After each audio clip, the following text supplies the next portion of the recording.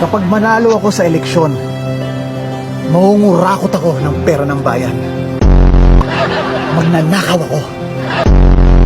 Pero at least, honest ako.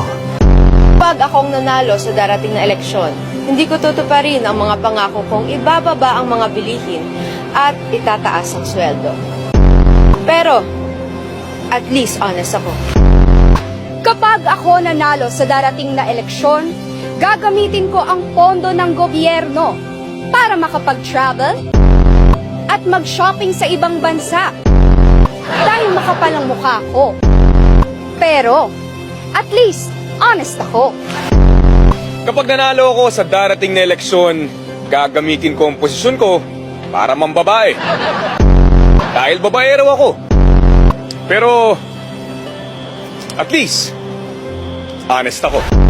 Kapag nanalo ko sa darating na eleksyon, bibigyan ko ng pwesto sa gobyerno ang lahat ng mga kamag-anak at kaibigan ko. Dahil korap ako. Pero, at least, honest ako.